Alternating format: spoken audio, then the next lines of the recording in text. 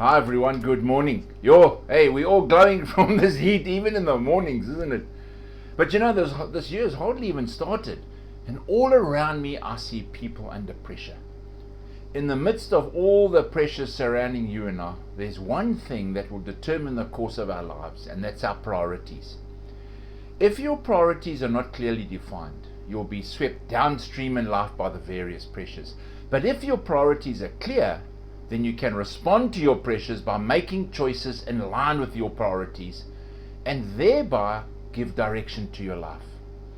That's why it's crucial that you and I have the right priorities. Our priorities determine how we spend our time, with whom we spend our time, and how we make our decisions. And King David, the writer of Psalm 63, was a man who knew what it meant to live under pressure. As the king of Israel, he knew the pressures of leadership, and David knew the pressure of personal problems.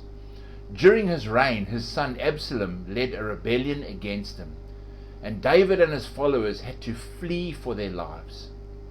During this time, David spent a short time in the wilderness of Judah, and it was in that barren, dry land, fleeing for his life from his own son, feeling disgraced and rejected with an uncertain future, that he wrote Psalm 63.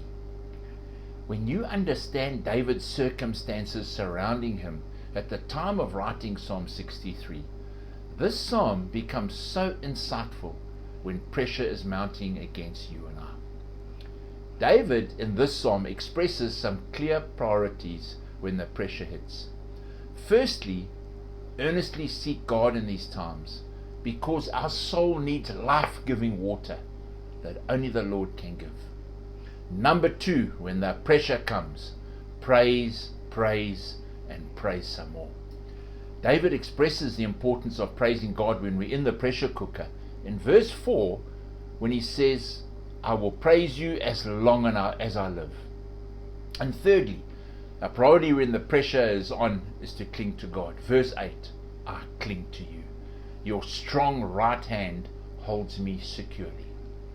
How's your pressure level this morning? Maybe this morning's devotional is for you to send on to someone you know who's under pressure. But I encourage all of you who are pressurized, give Psalm 63 another read and put some of the priorities David highlights in place. Amen. Well, guys, it's been wonderful to connect with you this morning. Thank you for setting this time aside. May God bless you today, and I'll see you again tomorrow.